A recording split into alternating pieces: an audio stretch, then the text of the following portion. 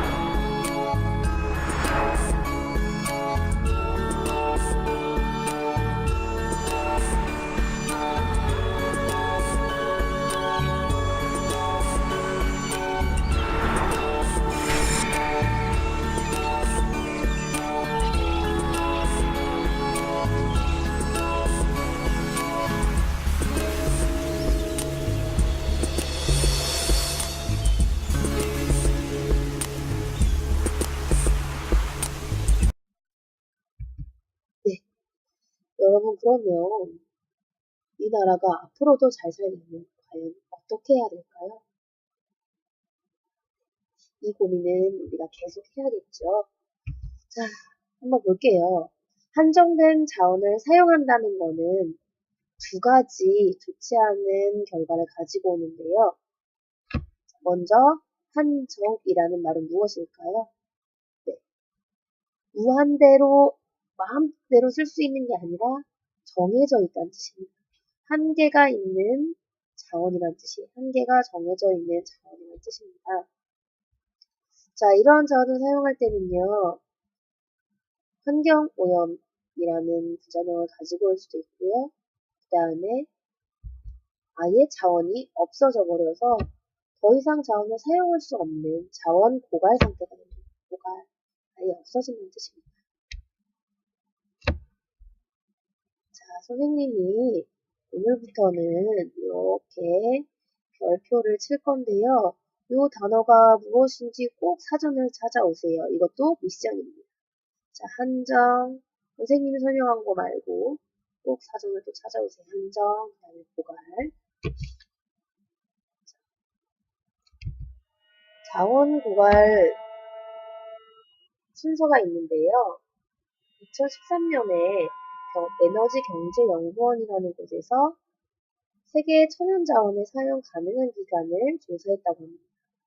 우리 지구에 묻혀있는 석유나 석탄가스, 석탄이, 천연가스, 석탄이 어느 정도 있는지, 그리고 이대로라면은 몇 년 동안 쓸 수 있는지를 조사한 그래프예요.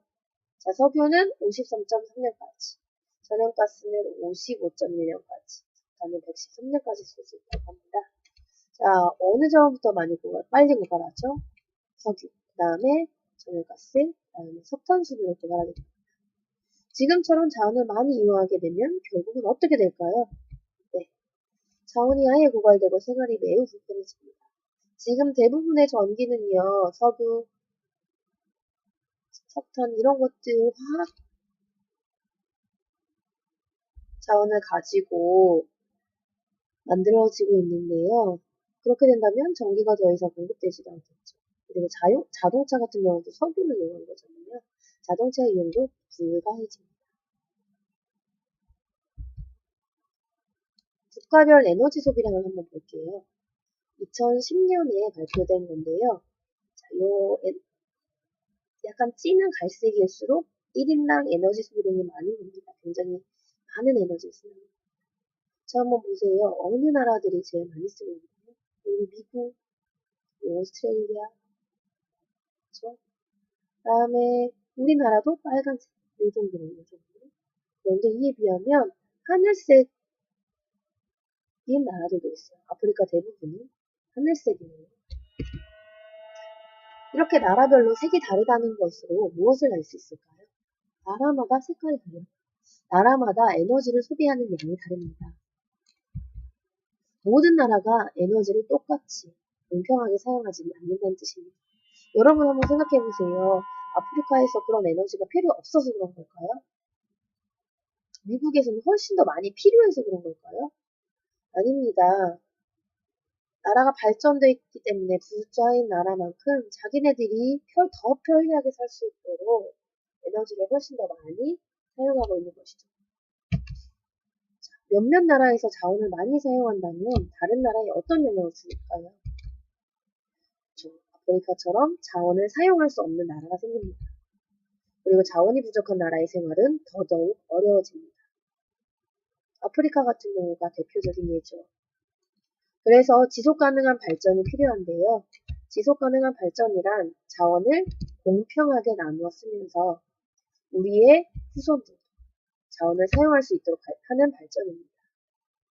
공평하게 나누었습니다. 그리고 지금 이 시대에 살아가고 있는 사람뿐만 아니라 그 다음에 살아갈 사람들까지도 사용해서 지속적으로 누릴 수 있게 하자라는 게 지속가능한 발전입니다. 지속가능한 발전의 필요성은 아까도 설명을 했지만요. 다시 한번 정리해 볼게요. 경제적인 측면과 사회적인 측면이 있습니다. 먼저 경제적인 측면에서는요.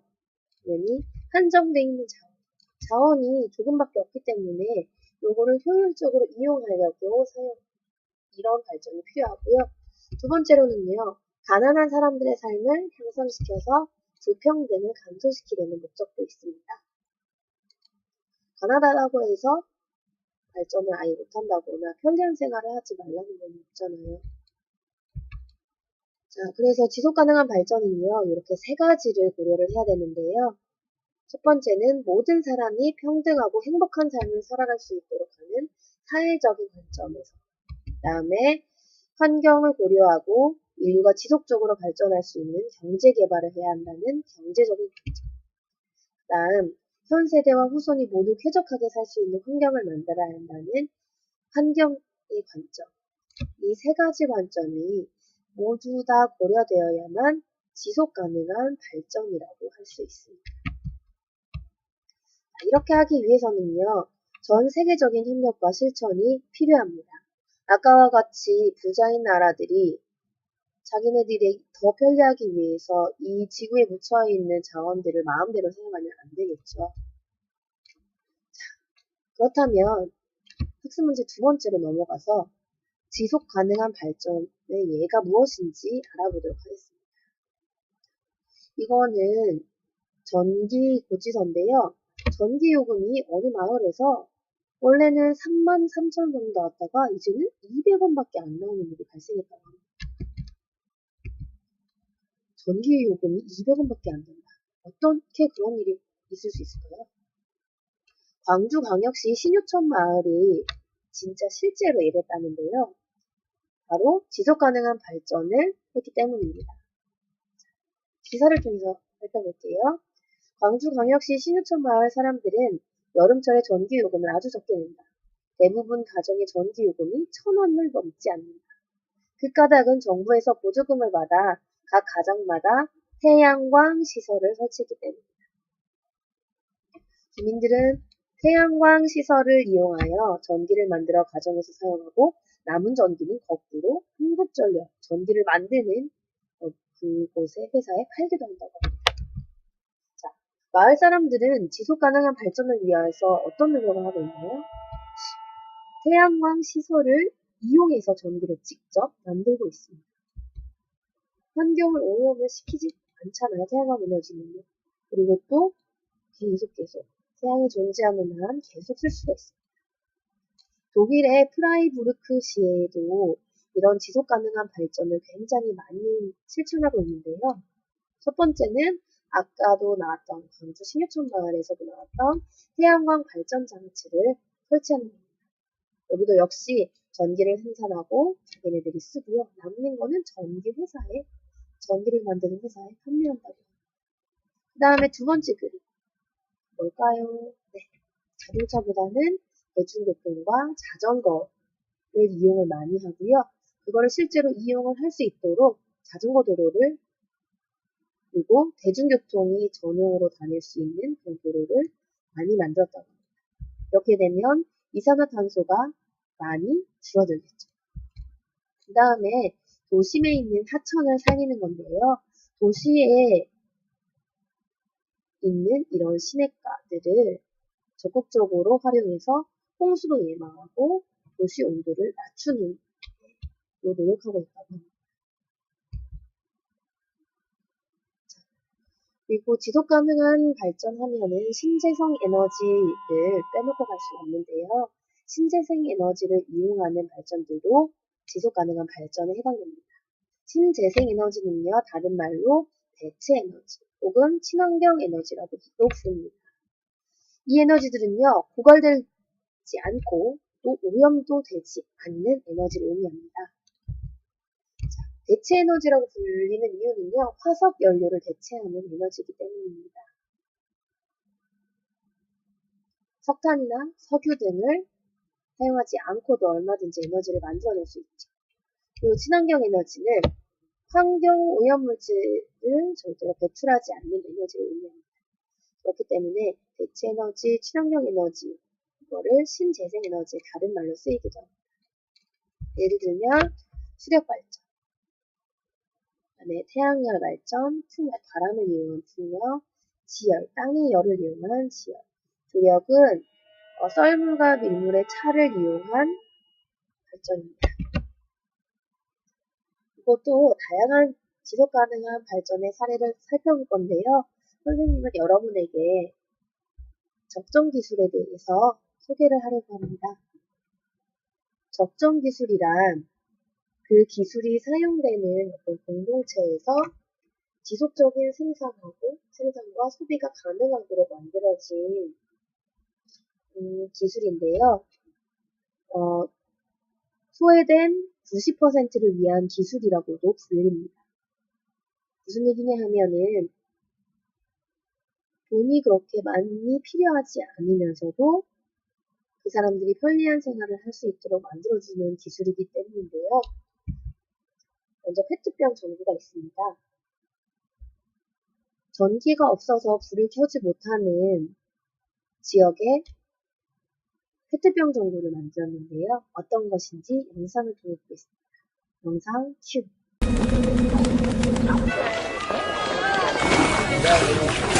Itong lugar namin, Sitio Maligaydos, San Vicente, San Pedro, Laguna.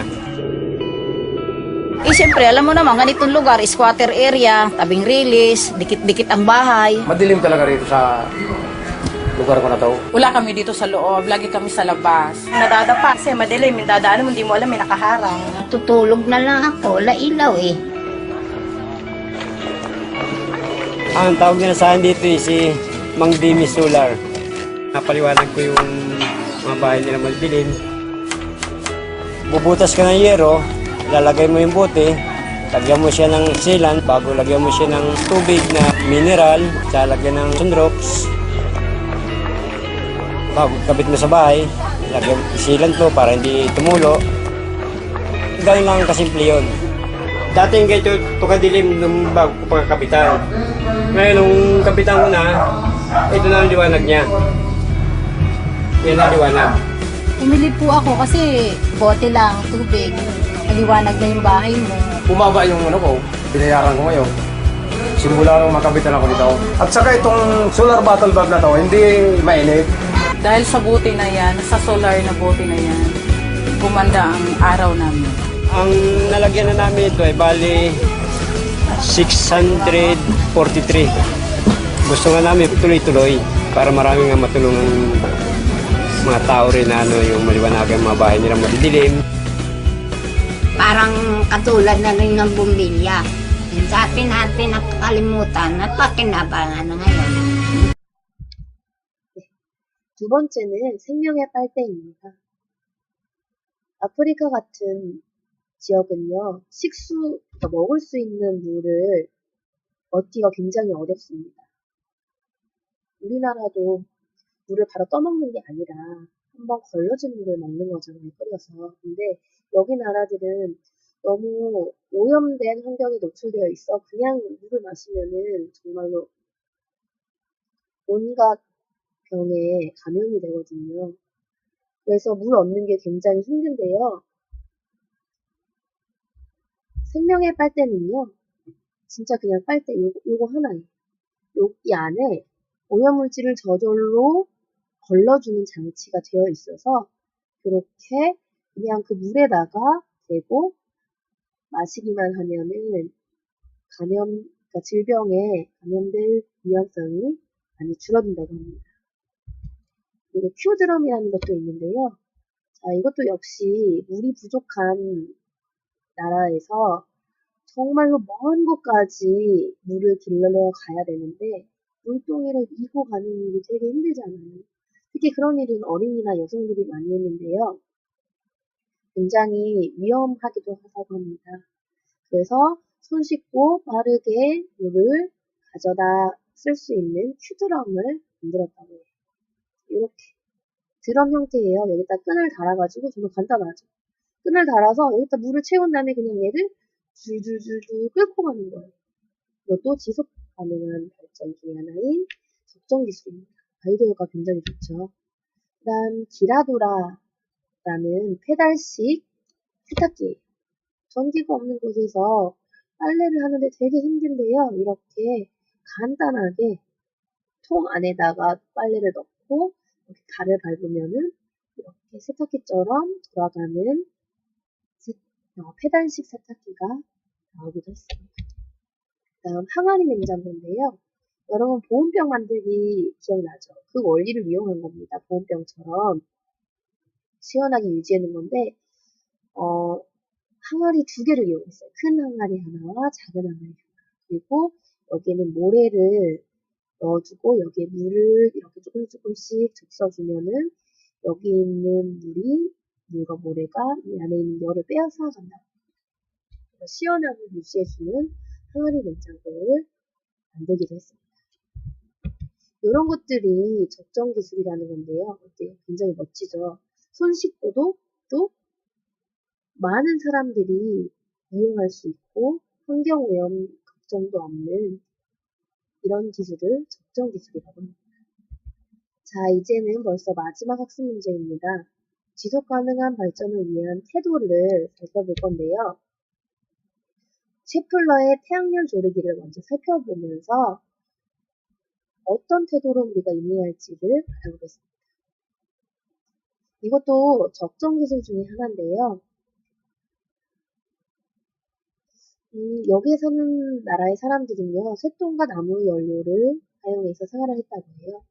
그래서 40도가 넘나드는 더위 속에서 오랜 시간 땔감을 구하러 다녀야 했고, 그 과정에서 야생동물의 공격으로 위험에 처하기도 했다고 합니다. 그리고 땔감을 구해와도 불을 뗄 때 나오는 연기 때문에 폐병에 걸리는 환자가 수십 명에 달했다고 합니다. 그리고 세계에서 음식을 데우거나 조리하기 위해 땔감으로 쓰이는 나무는요, 지구 전체 나무의 절반이나 된다고 합니다. 우리의 환경을 지켜주는 나무들이 이렇게 쓰러져 가고 있죠. 그렇다고 해서 이 가난한 나라 사람들에게 땔감으로 쓸 나무를 베지 말라고는 할 수 없잖아요. 그쵸? 그래서 어떻게 해야 할까 고민을 되게 많이 했던 것 같아요. 또 이 땔감 나무를 구하려는데 하루에 7시간 정도 걸립니다. 나무를 걸립니다. 그런데 그리고 심지어 여기 가는데도 야생동물의 위험도 있죠. 범죄를 당할 위험도 있습니다. 그래서 셰플러 조리기라는 게 이 나라에 공급이 됐는데요. 어떤 건지 영상을 통해 살펴보겠습니다. 영상 큐!